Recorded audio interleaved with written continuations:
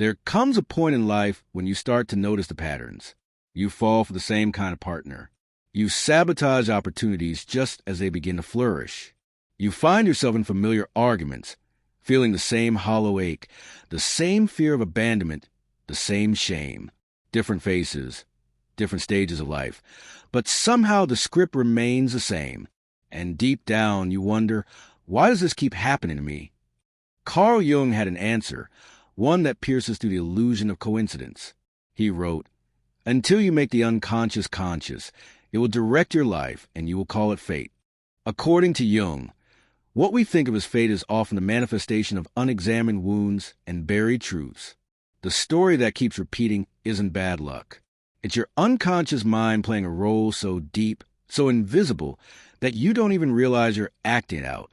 Every one of us is born into a narrative, not just a family history or cultural expectation, but an emotional ecosystem built from early experiences. Were you praised only when you performed well? Then you may now equate worth with achievement. Were you abandoned or neglected? You may unconsciously seek partners who mirror that absence, hoping to rewrite the story and finally be chosen. But instead of healing, you just reenact the pain. These unconscious narratives are the silent directors of our lives. They shape what we find attractive, what we fear, what we chase, and what we avoid. They decide whether we trust easily or build walls. And because these scripts are unconscious, they feel like reality. We don't see the pattern, we live inside it. Imagine your psyche as a theater. The ego believes it's the playwright, the one in control. But backstage, the unconscious is running the show, handing out roles, choosing the lighting, setting the tone.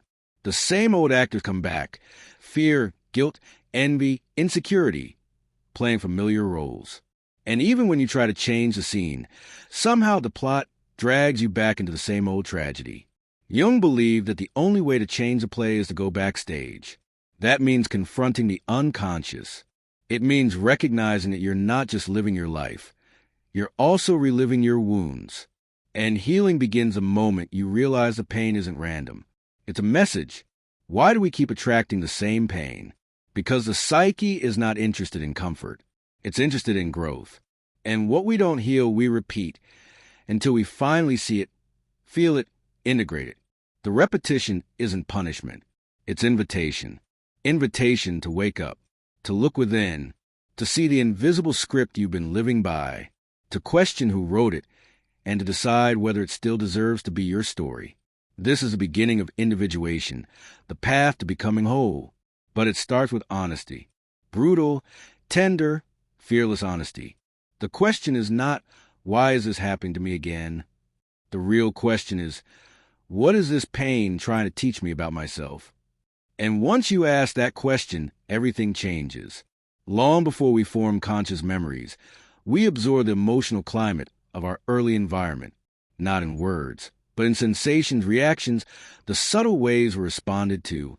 Every sigh of disapproval, every hug withheld, every eruption of anger or absence of presence. These moments shape us. They become templates.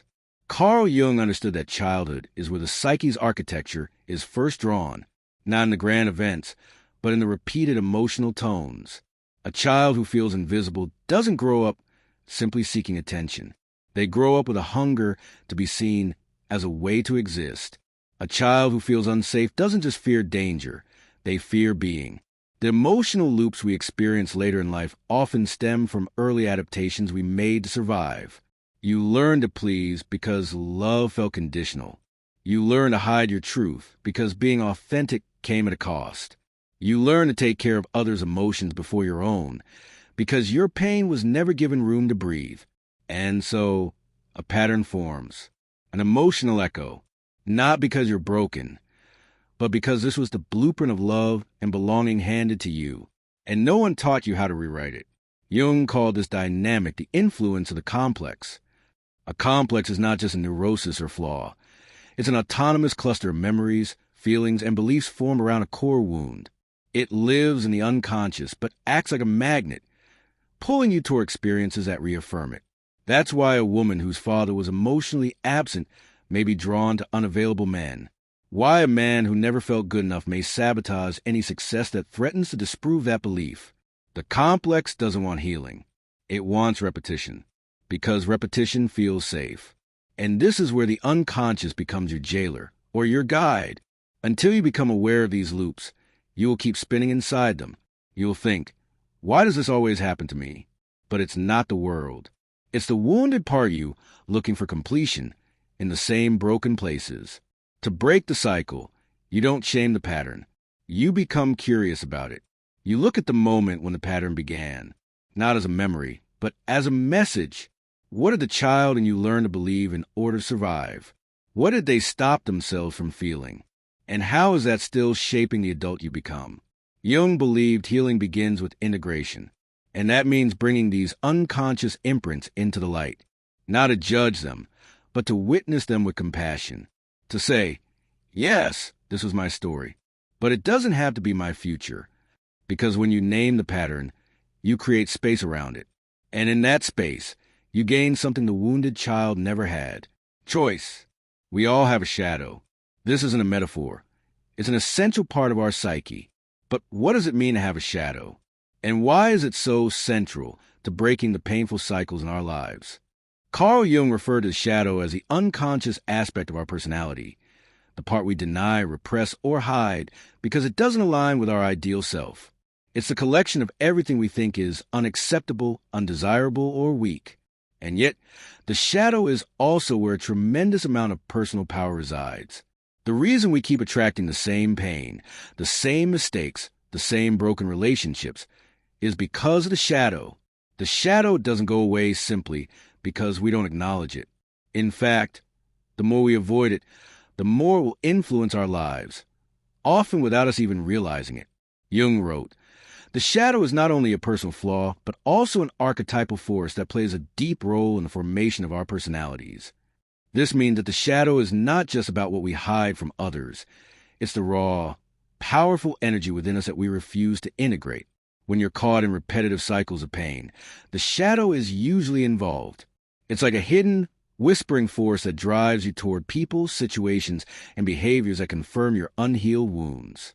Your shadow is behind emotional loops you keep finding yourself in, and it has a mission: to be seen. But here's the catch. You can't change a pattern unless you recognize it.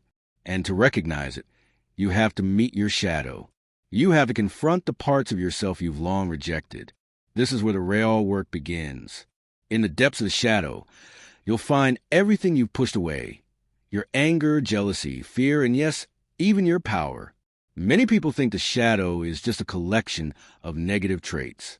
But in truth, the shadow holds much more than just darkness. It's a container of your unexpressed strength, creativity, and the aspects of your personality that never had a chance to shine. For example, let's say you've always been the nice person. You avoid conflict, and you've spent your life trying to please everyone around you.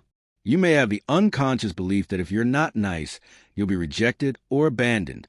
But inside you, there's a part of you that wants to be assertive, that wants to say no, that wants to claim their own space. That part has been pushed into the shadow, and because it hasn't been integrated, it can show up in destructive ways. Maybe you overcompensate with people-pleasing behavior until you explode in anger over something trivial. That explosion isn't random. It's your shadow making an appearance. It's been suffocated for so long that when it finally breaks through, it does so with force. That's why many people experience what Jung calls psychic inflation, where suppressed emotions suddenly overwhelm us, creating chaos. But what if instead of running from your shadow, you embraced it? What if you allowed yourself to see the parts of you that are messy, imperfect, and real? Jung said, "The privilege of a lifetime is to become who you truly are." Becoming who you truly are means embracing your shadow. The key to breaking the cycle is not to reject the shadow, but to acknowledge it, to recognize that the parts of you that seem undesirable are not your enemies. They are simply the parts of you that have been buried, neglected, or misunderstood. And when you bring them into the light, they transform. The shadow wants to be seen. It doesn't want to sabotage you. It wants to be integrated into the fullness of your personality. And the moment you begin to accept your shadow, you begin to break free from the cycle of repetition. Let's take a deeper look at the role the shadow plays in emotional loops. Imagine you had a pattern of attracting emotionally unavailable partners. You've experienced heartbreak after heartbreak, and you're starting to feel like you'll never find someone who truly loves you. But the truth is, this emotional pain isn't just random. It's a mirror reflecting something deeper within you. What is it about you that keeps attracting this pain? Jung would say, look within. There's something in your shadow, perhaps the fear of being truly seen, the fear of vulnerability, the belief that you don't deserve a healthy relationship that is drawing you toward these unavailable partners. The loop isn't just external. It's a projection of your own unresolved emotional state. When you make the unconscious conscious, you stop attracting people who mirror your unresolved issues. Instead, you start to see relationships as opportunities for growth, not just reflection. You stop trying to fix people, and you start to heal yourself. Jung taught that in order to achieve individuation, the process of becoming whole, we must confront our shadow. Only when we integrate the rejected parts of ourselves can we move toward true self-actualization. But integration is not a one-time fix. It's an ongoing process. You will continue to meet your shadow in different forms throughout your life. But every time you integrate a part of yourself, you become more whole. And with that wholeness comes freedom from the repeating pain. The cycle ends the moment you realize the pain is not your enemy. It's the messenger. It's telling you that something needs to be acknowledged, understood, and integrated. Once you understand that message, you break the cycle. The question is not, why does this keep happening to me? The question is, what does my shadow need me to see? When you ask that question, you begin to break the pattern. You begin to free yourself from the unconscious script that has been controlling your life. And that's the beginning of healing. There's a moment in every awakening when the ground beneath your feet begins to crumble, not physically, but psychologically. It feels like your identity is dissolving. The things you believed about yourself no longer make sense. The roles you played feel empty, and the voice in your head that once sounded like certainty now whispers only confusion. This moment is what Carl Jung would call the beginning of ego death. Now, let's be clear, ego death is not the end of you. It's the end of the false you, the mask, the persona, the curated identity you created to survive, to be loved, to be safe. And while its unraveling feels like loss, it's actually a profound step toward freedom. Jung believed the ego was essential. It's how we interface with the world. But he also warned that when the ego becomes the center of our identity, we become disconnected from the deeper, wiser parts of ourselves. That's when the cycle of pain begins to repeat. Because the ego doesn't want truth, it wants control. It wants validation, not transformation. It wants safety, not growth. And the patterns you're stuck in, they're the ego's attempt to protect you, even if it means recreating pain you've already known. Think about it. Why do we stay in toxic relationships? Why do we sabotage opportunities? Why do we repeat the same arguments, the same mistakes? It's not because we want to suffer. It's because the ego fears the unknown more than it fears the pain. And so it clings to the familiar, even when the familiar is harmful. The ego says, this is who I am, but your soul whispers, this is who I was trained to be. That whisper is the beginning of ego death. It's the moment when your authentic self begins to rise, and the mask begins to slip. And yes, it feels like dying, but it's the death of illusion, not reality. Jung wrote, "You are what you do, not what you say you'll do. But the ego lives in what you say. The true self lives in what you choose, even when those choices are hard, even when they cost you comfort, approval, and certainty. During ego death, everything feels disorienting. You may feel like you no longer know who you are. Your relationships might feel strained. You might question your career, your goals, your past. This is not a crisis. It's a clearing. The psyche is making space for what's real by dismantling what's false. And make no mistake, the ego will fight back. It will say things like, you're making a mistake. You're too much. No one will love the real you. It's safer to stay the same. But these are not truths.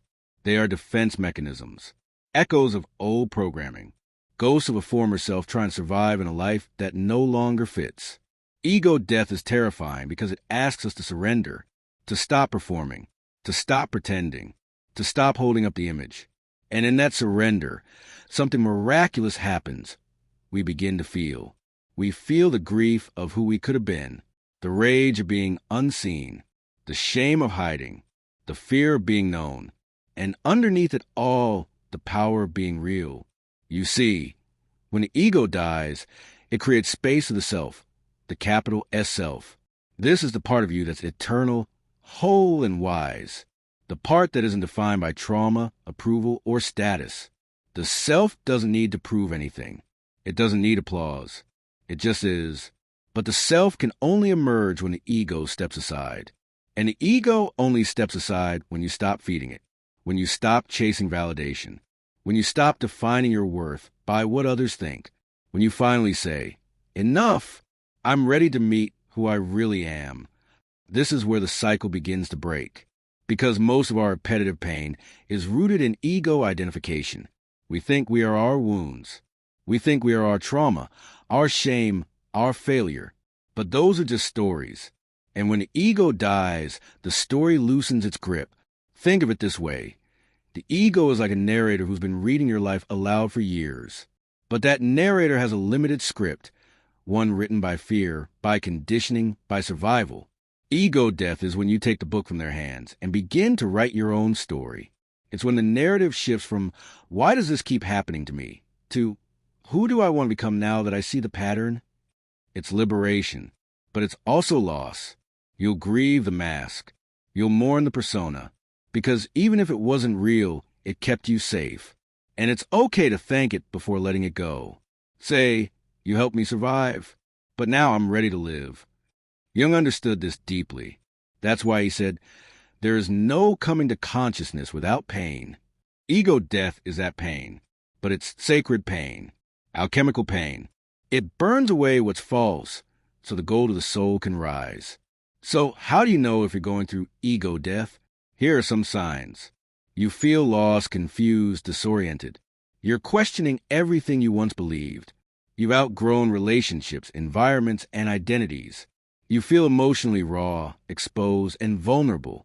You're less interested in performing and more drawn to truth. You crave solitude, depth, and silence. You're beginning to sense a deeper self emerging, a calmness beneath the chaos. If this is you, don't panic. Don't run. Stay. Breathe. Trust. You are not broken. You are breaking open. And this opening is what ends a cycle. Because once you've tasted truth, illusion loses its power. Once you've seen your real self, you can't go back to playing small. Once the ego dies, it doesn't disappear. It just becomes what was always meant to be, a servant, not a master. You still have an ego. You still function in the world. But now, you're led by something deeper. The self takes the wheel. And the patterns? They start to fade. Because they no longer match your vibration. They no longer reflect who you are. You stop attracting pain. Not because life becomes perfect, but because you're no longer magnetized to what's familiar. You've made peace with discomfort. You've walked through the fire. You've come home to yourself. And that changes everything. So, if you're in the midst of ego death right now, if your world is collapsing and your identity is unraveling, take heart. You're not losing yourself. You're finding the self you were always meant to be. The cycle ends here, not in resistance, but in surrender. Not in denial, but in truth. Not in clinging, but in letting go. Let the old story fall away. Let the false self return to dust. Let your truth rise. Because on the other side of ego death is something breathtaking. Freedom.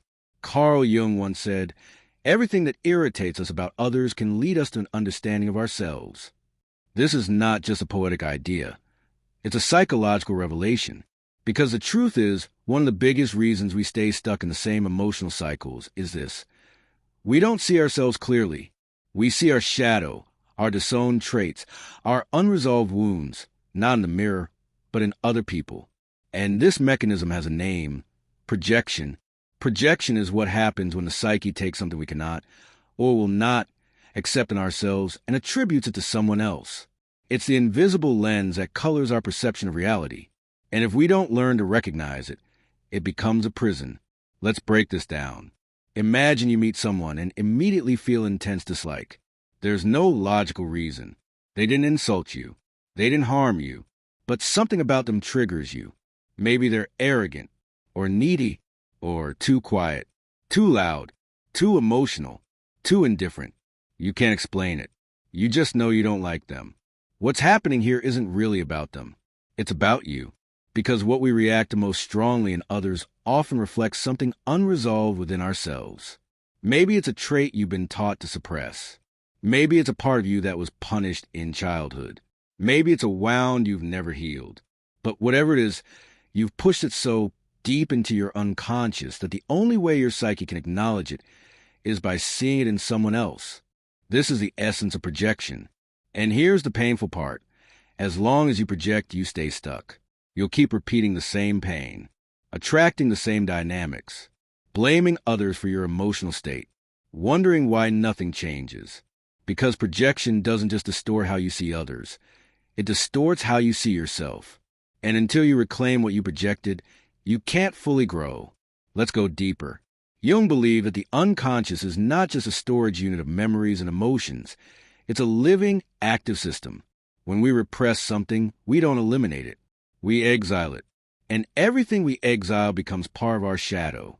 Our anger, our ambition, our neediness, our power, our sensuality, our vulnerability, our shame. The shadow isn't evil, it's unconscious. But if we refuse to face it, it will find a way to express itself, usually through projection. That co-worker who triggers you, they might reflect your own suppressed competitiveness. That friend you judge for being too emotional, they might mirror your own disowned sensitivity.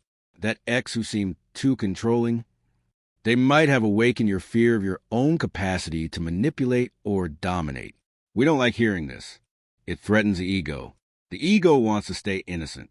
It wants to say, they're the problem. But growth demands more. It demands honesty, humility, curiosity. Because once you realize that the things you hate, admire, judge, or fear in others may actually be reflections of your own psyche, you begin to wake up. And in that waking, you reclaim your power. So how does projection keep the pain cycle alive? 1, it blocks self-awareness. When you're focused on other people's flaws, you avoid looking at your own. This keeps the real issue hidden. 2, it fuels conflict. Projection creates misunderstandings. We respond people not as they are, but as we perceive them through our unresolved wounds. 3, it repeats trauma. If you haven't made peace with your past, you'll project parts of it onto new situations, reliving old stories with new characters. 4, it sabotages relationships. When you project your insecurities, fears, or shame onto others, you create emotional distance and mistrust, even when it's not justified. 5, it blocks intimacy. Projection is a defense. It's how we avoid vulnerability. But real connection requires us to be seen, not through projection, but through truth. Now, let's talk about reclaiming your projections. This is not about blaming yourself. It's about becoming whole.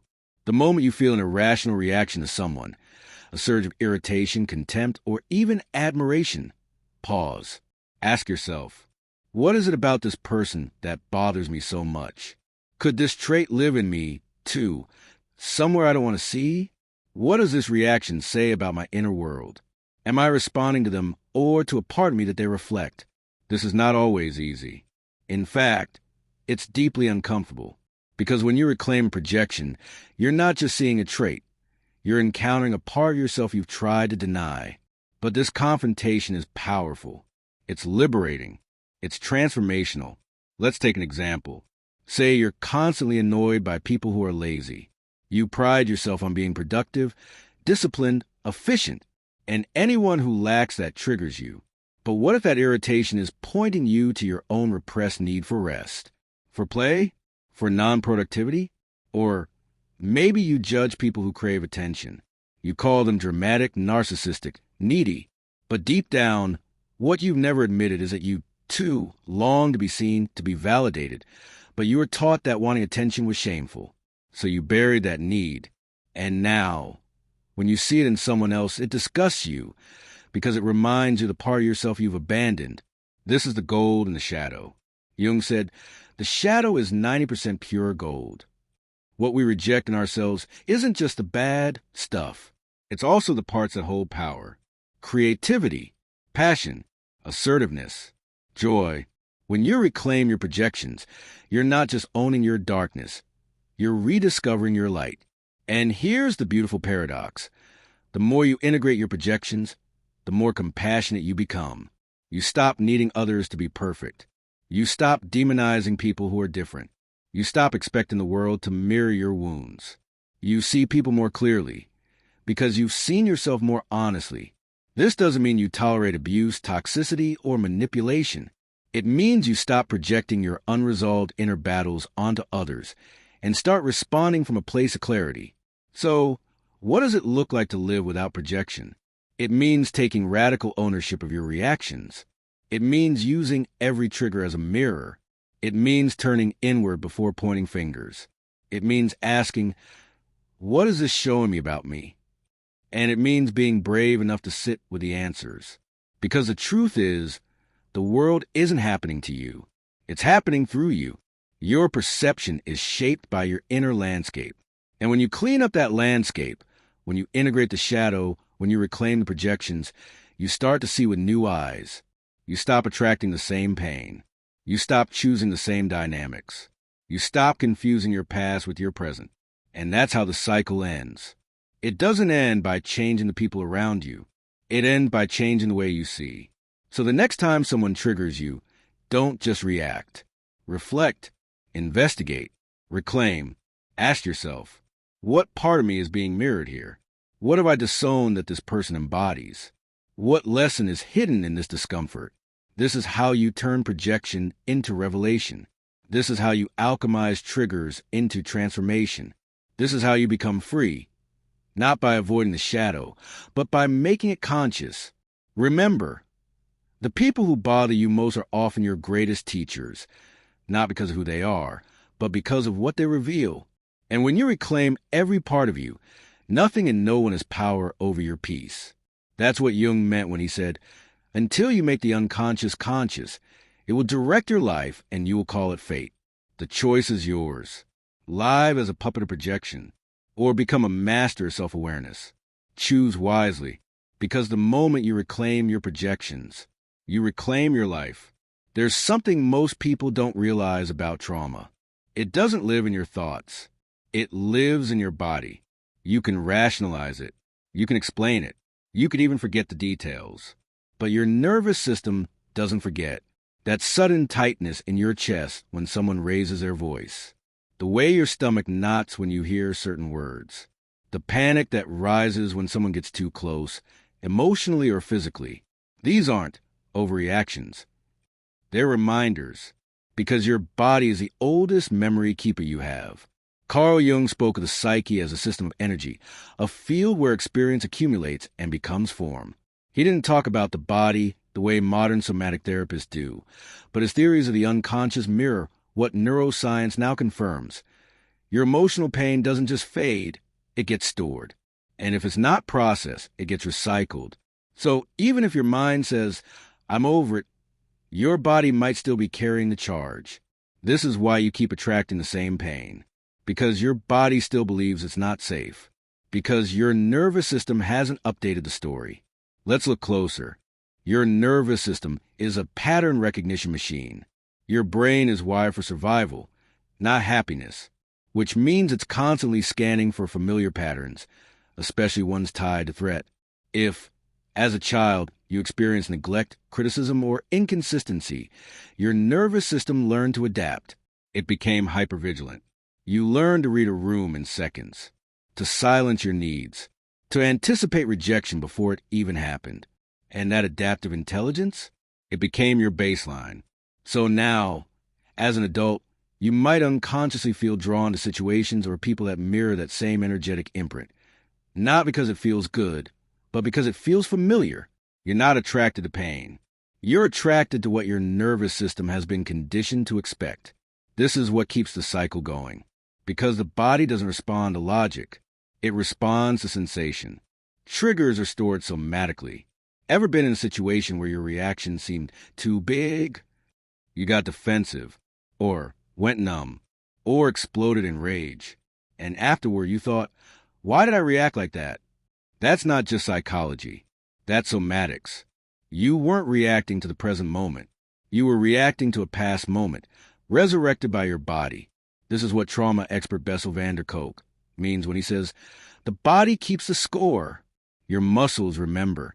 Your fascia stores tension. Your breath holds your panic. Your posture reflects your protection. And until you address the somatic layer of pain, you'll keep recycling the emotional loop. Repression doesn't work. It relocates. Most people try to escape their emotional pain by pushing it down. I'm fine. It's not a big deal. That was a long time ago. But emotions are not intellectual. They're physiological. You can repress them mentally. But somatically, they just move into your chest, or your throat, or your gut, or your jaw. This is why people get sick when they suppress emotions. This is why you can develop chronic tension, autoimmune flare-ups, digestive issues, migraine, fatigue. Not always because of external stress, but because of internal congestion. Emotions that aren't expressed don't disappear. They accumulate. Healing requires a somatic approach. So how do you break the cycle? Not just through therapy, insight, or journaling, but through body-based awareness. You have to bring the unconscious pain out of your body, not just your mind. Here's how. 1. Track the sensation, not the story. When you feel triggered, don't rush to analyze it. Instead, ask, where do I feel this in my body? What's the texture of the sensation? Is it tight, hot, cold, buzzing, heavy? If this sensation had a voice, what would it say? This isn't about logic. It's about learning to be present with the language of the body. 2. Slow down your responses. The nervous system heals through slowness. Panic is fast. Trauma is fast. But healing? Healing is slow. Practice slowing your breath. Ground your feet. Put a hand on your heart or belly. Let the sensation move through instead of running from it. This builds tolerance. And tolerance builds freedom. 3. Practice somatic release. This could look like shaking, like animals do after threat, stretching, crying without apologizing for it, sighing loudly, screaming into a pillow, dancing intuitively. The goal is not perform. The goal is to let the energy move, because what you allow to move doesn't get stuck. 4. Use the body to build new patterns. Your body learns through repetition, so you have to show it again and again that you're safe. This could be eye contact with someone safe, allowing yourself to take up space, saying no and staying present in your body, receiving affection without flinching, standing tall instead of collapsing. These small acts rewire your nervous system. They send a new message.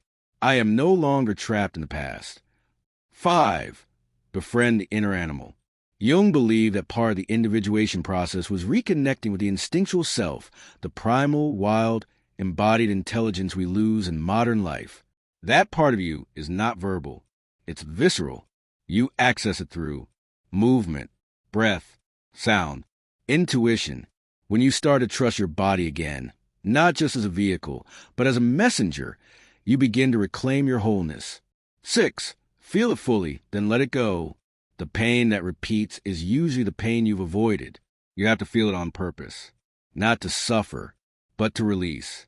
Cry the tears, shake the rage, grieve the loss. Don't intellectualize it. Embodiment is the gateway to transformation, because what you allow yourself to fully feel, you no longer have to carry. Your body is the portal. Jung once wrote that healing proceeds from the depths, and the body is at depth. You don't heal by thinking your way through the pain. You heal by becoming present enough to let it pass through you. That's what ends the cycle. Because when you heal at the somatic level, you stop reacting from the past. You stop needing familiar pain to feel normal. You stop choosing relationships that echo your trauma. You begin to feel safe inside your skin, from survival to sovereignty. Many of us live in survival bodies, bodies that are braced for rejection, waiting for abandonment, trained for betrayal. But healing invites you into a different relationship with yourself, one where your body is not the battlefield, but the ally, one where sensation becomes sacred, one where your nervous system learns that peace is not dangerous. This isn't just psychological work. It's soul work. And it starts when you realize you are not broken. You are full of unexpressed life. Let that life move. Final thought for this block. Your body is not a problem to solve. It's a partner in your awakening.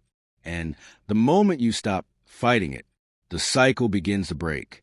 Not through force, but through presence. Because presence heals what the mind can't reach. We like to believe we are individuals, unique, independent, self-made. But when you start to look closely, when you really examine your pain, your patterns, your triggers, your beliefs, you realize something sobering. Much of what you carry didn't start with you. That fear of abandonment, your mother felt it too. The deep shame around speaking your truth, your father swallowed it his whole life. The way you shrink in relationships, sabotage your dreams, mistrust happiness, it might be generations old. Carl Jung understood this. He believed that the unconscious was not just personal, it was collective.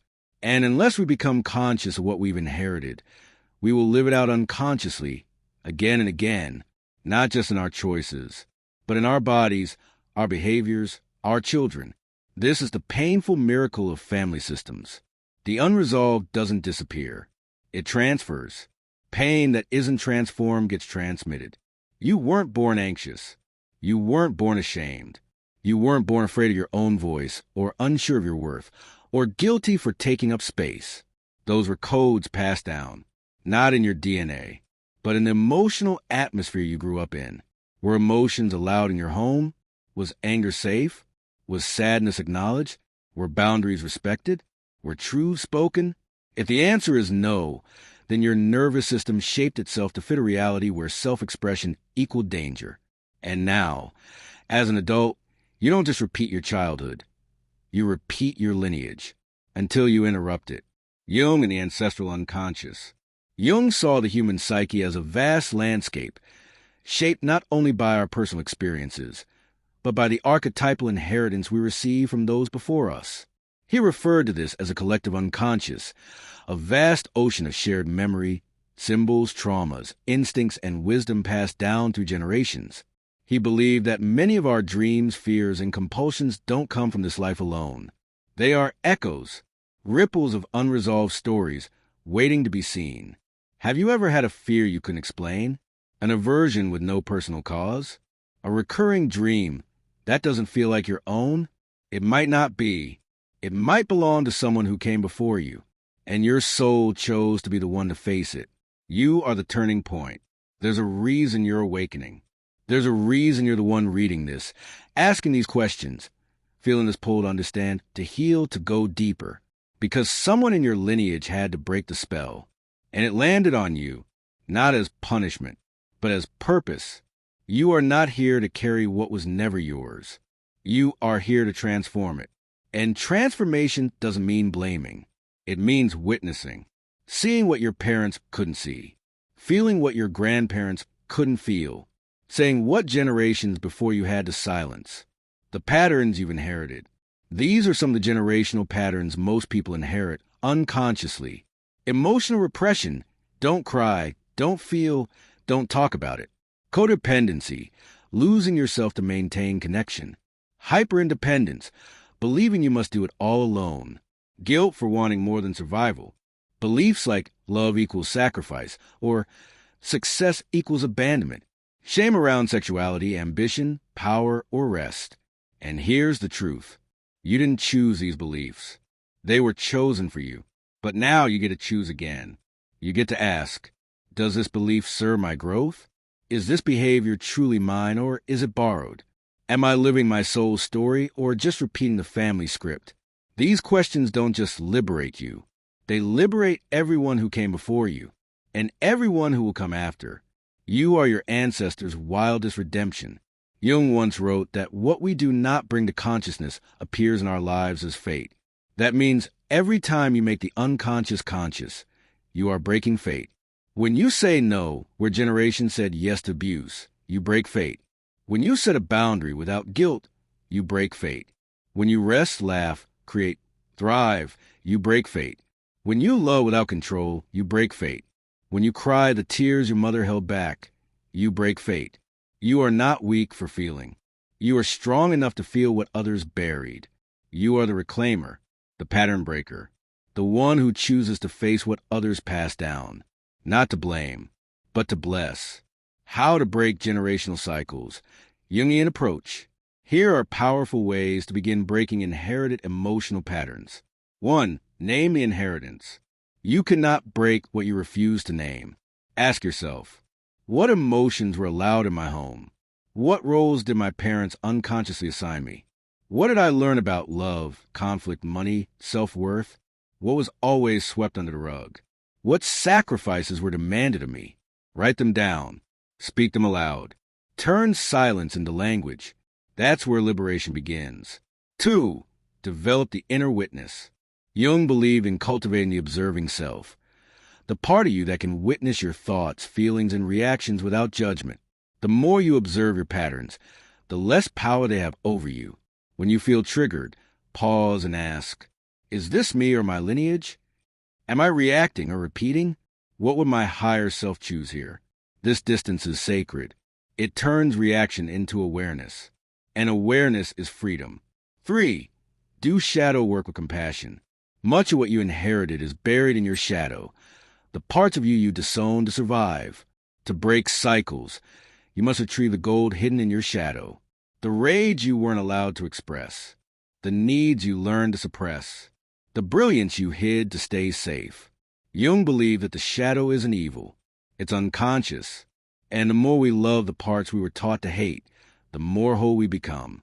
4. Ritualize the release. Sometimes, healing requires ritual, not because it's magic, but because symbolic action speaks to the unconscious. Try this. Write a letter to the pattern you're breaking. Burn it, bury it, or release it into water. Light a candle and say, this ends with me. And from here, I choose differently. The psyche responds to ritual, because ritual says, I see this, I honor it, and I release it. 5. Choose new patterns consciously.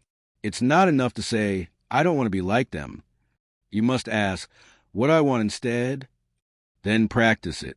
If your family avoided conflict, practice honest conversations. If your lineage feared joy, practice celebrating without guilt. If love was conditional, practice radical acceptance. Healing is not just release. It's replacement. It's choosing new ways of being, again and again, until they become your new inheritance.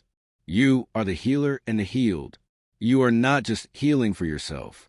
You're healing a system, a bloodline, a soul group, and every choice you make in truth, every time you breathe instead of panic, every time you speak instead of silence, every time you love instead of control, you send a ripple backwards through time. You rewrite the story. Jung taught that individuation is the path to becoming who you truly are, not who you were conditioned to be. And sometimes the most powerful step on that path is simply this: to choose differently. If you've inherited pain, you are not broken. You are the one with the courage to face it. You are the one with the wisdom to end it. You are the one your ancestors prayed for, not to suffer like they did, but to live what they couldn't. The chain stops here, and a new story begins, not written in trauma, but in truth, not passed down in fear, but in freedom. There comes a moment on a healing path when you realize something haunting yet empowering. No one is coming to save you. The parent you needed isn't walking through that door. The apology you deserved might never be spoken. The safety you craved as a child, that sense of being seen, heard, and held, may never arrive the way you imagined it. And yet, somehow, that realization is not the end. It's the beginning of reparenting. The process of becoming for yourself what no one ever was. Carl Jung never used the modern term reparenting, but his work laid the foundation for it. At the core of Jungian psychology is individuation, the process of integrating all aspects of psyche, including the wounded child, the unmet needs, and the forgotten self. And reparenting is individuation in action. You become the inner parent. Jung believed we all carry inner figures, internalized versions of our caregivers, mentors, abusers, protectors, and guides.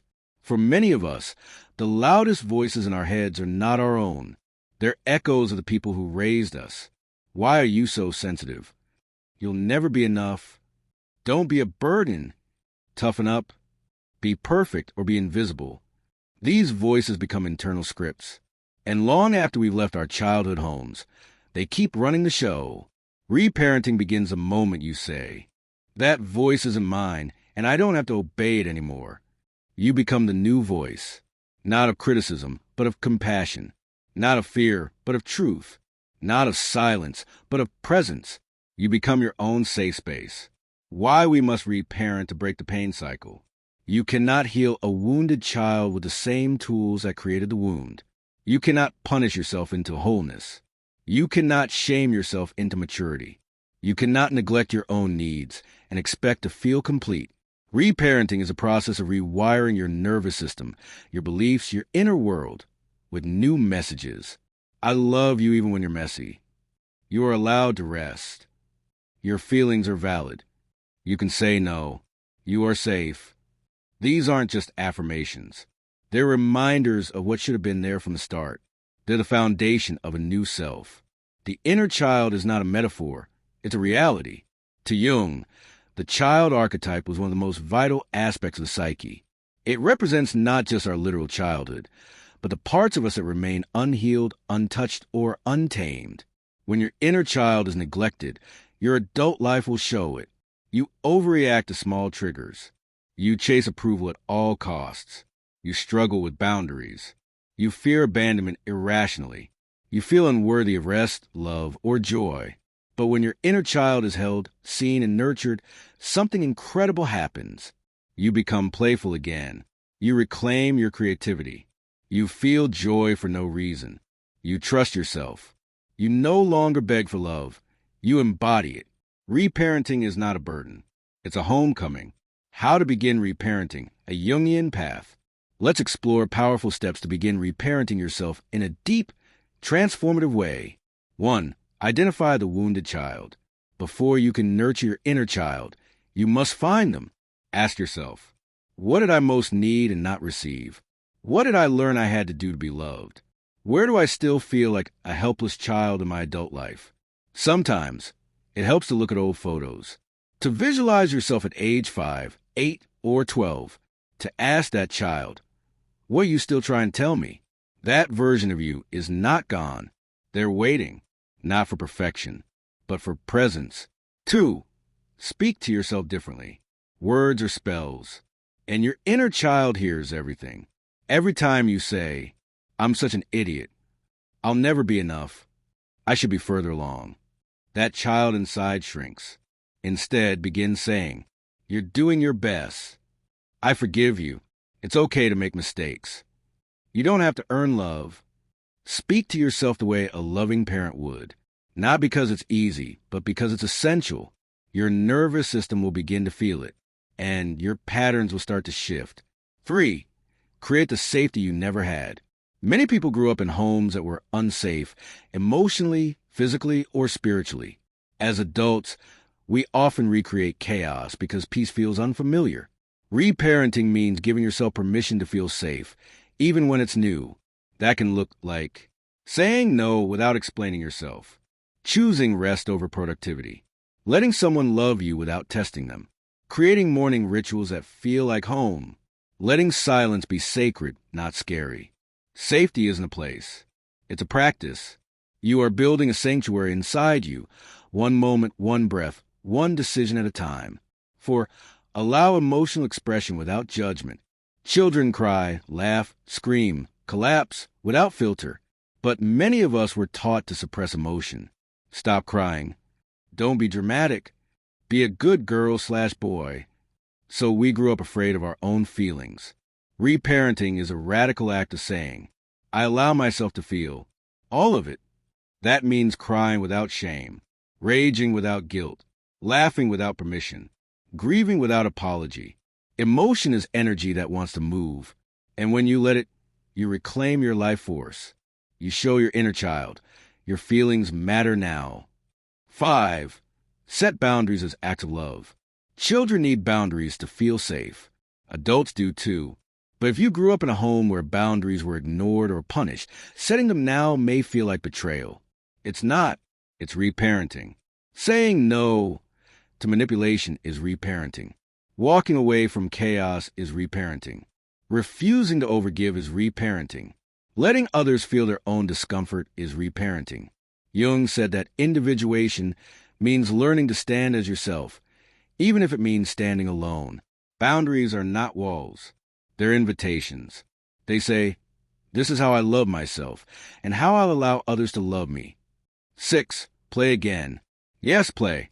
Sing, draw, dance, swim, climb, color, daydream, giggle. Why? Because many of us had to grow up too fast. We became adults before our time. Caretakers, peacemakers, achievers, survivors.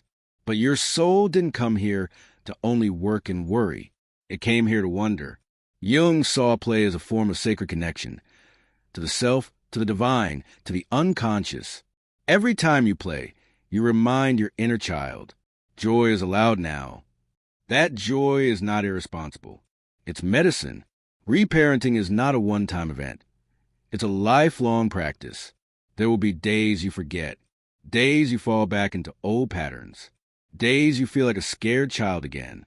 That's okay. You don't fail the child by falling. You fail only by abandoning them.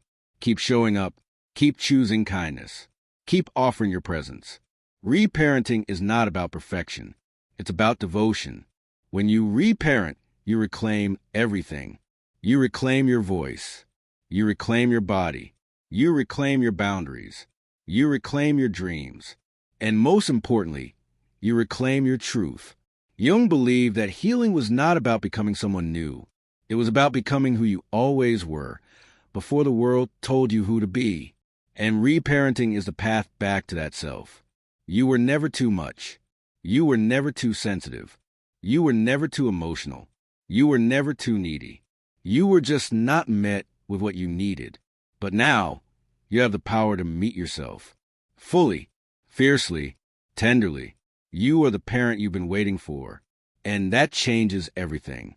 At some point in your healing journey, you'll come face to face with a part of you that makes you uncomfortable. A part you've tried to suppress, deny, or avoid. A part that doesn't fit into the image you've carefully curated.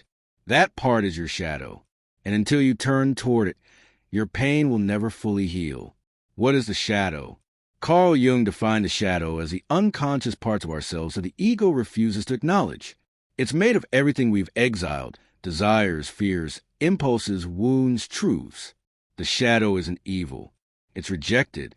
It's what we were told was too much or not enough. It's the jealousy you deny, the rage you suppress, the weakness you hide behind strength.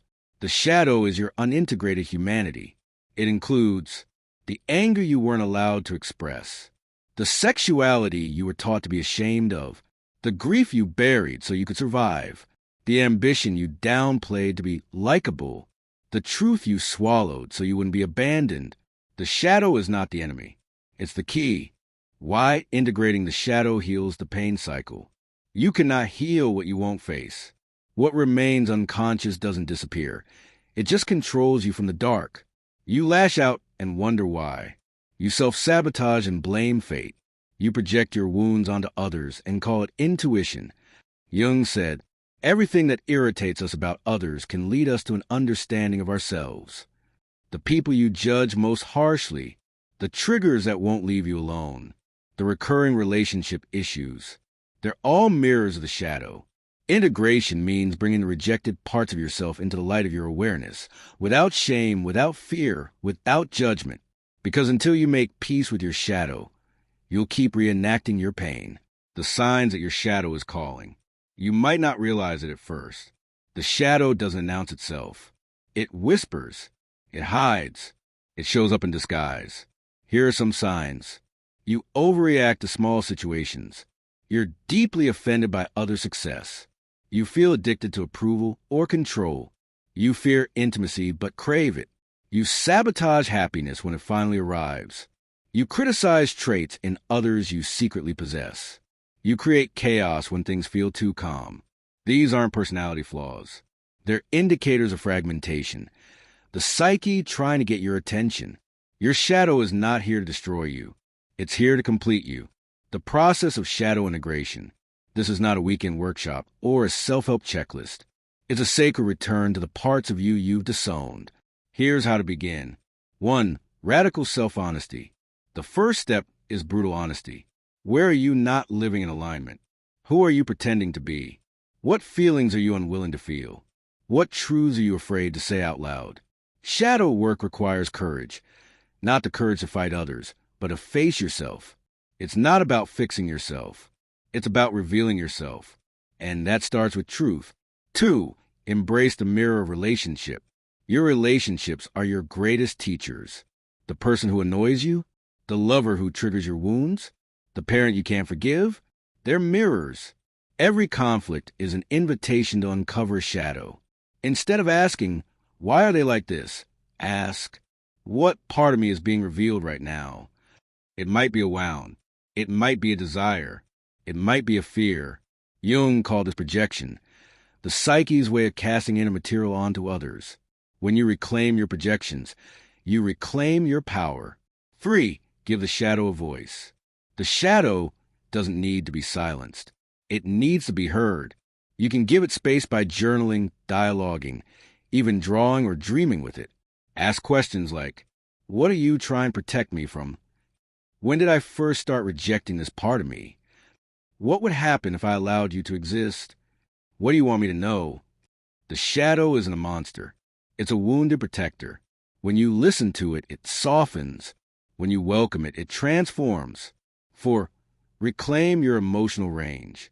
Many of us were taught that certain emotions were bad.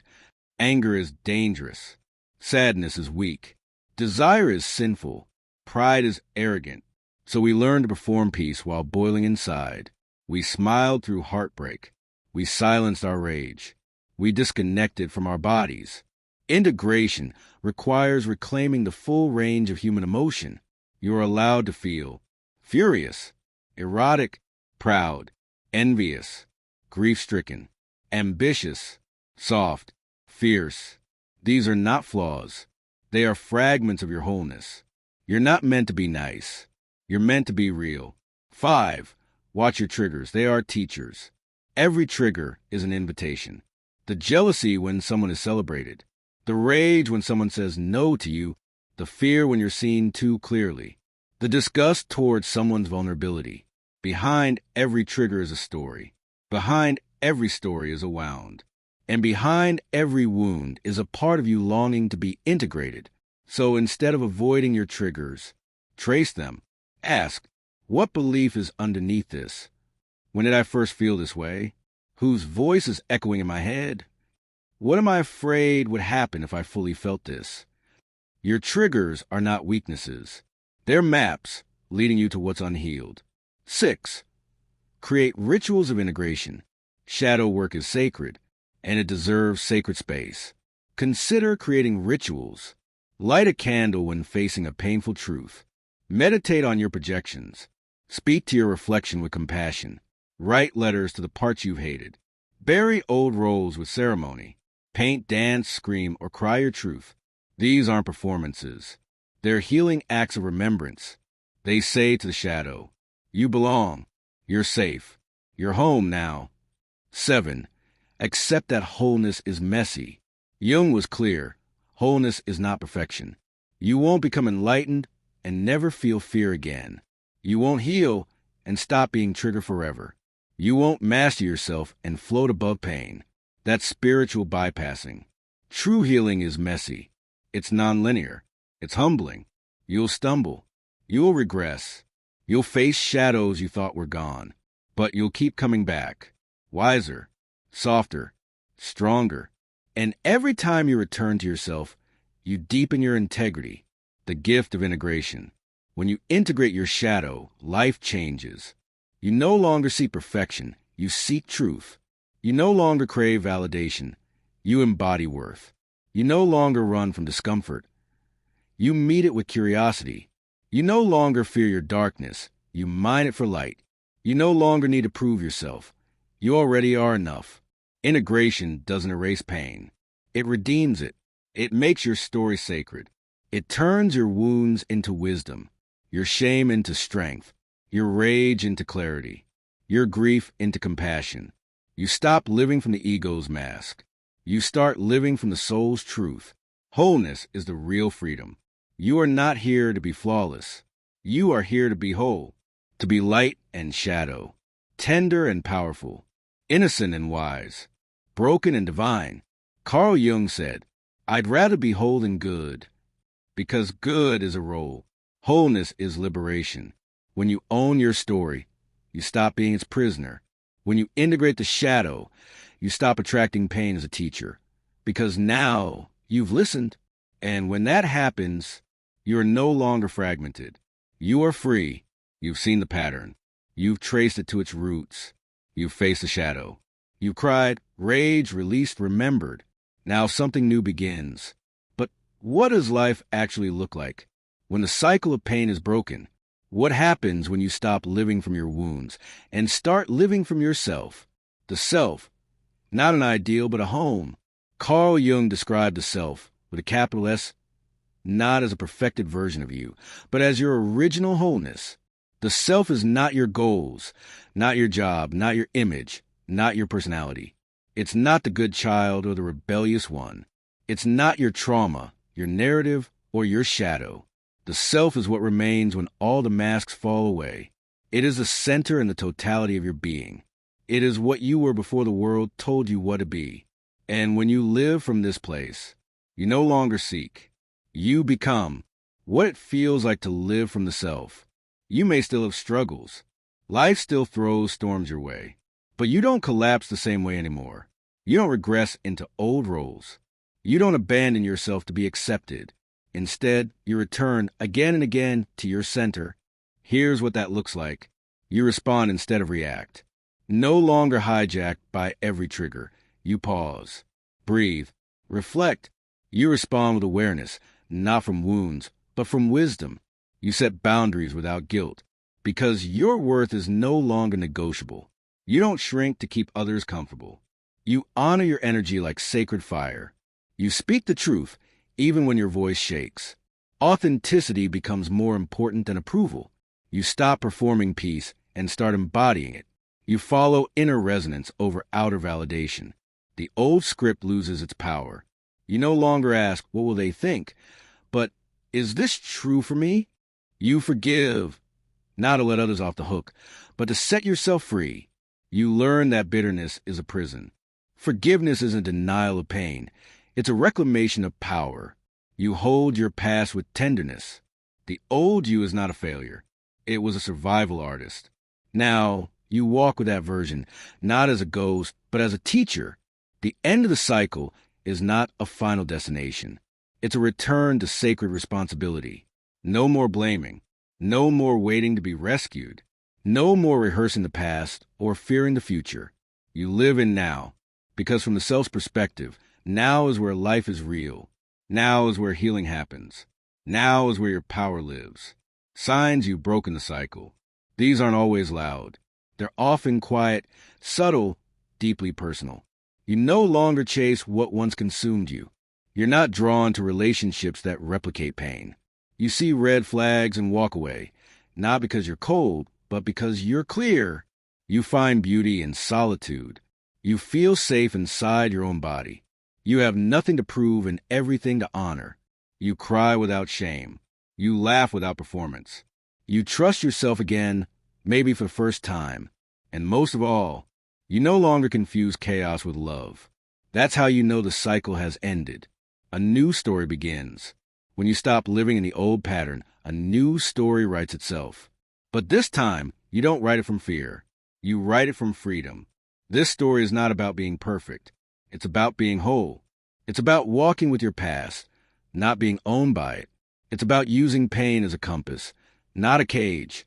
It's about becoming the kind of person your younger self needed. Becoming the author of your life. You realize that the script was never fixed. You were always the writer. You just forgot. But now, pen in hand, you begin again. You choose partners who see you, not save you. You build a life rooted in truth, not trends. You parent yourself with tenderness. You break generational cycles not by hate, but by healing. You create not to impress, but to express.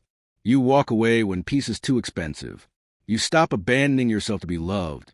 Because you are love, this is a new story. And it doesn't need to be epic. It needs to be true. Service from wholeness. As you return to yourself, something beautiful happens. You begin to overflow. You're no longer helping others from your wounds. You're helping from your wisdom. You're no longer given to be liked. You give because love is your nature.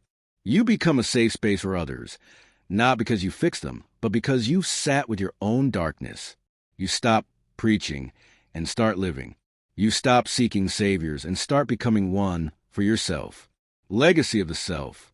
Carl Jung believed that individuation, the process of becoming whole, is the soul's purpose. It's not about becoming someone else. It's about remembering who you were all along. And when you live from the self, you don't just break pain cycles. You become a generational bridge.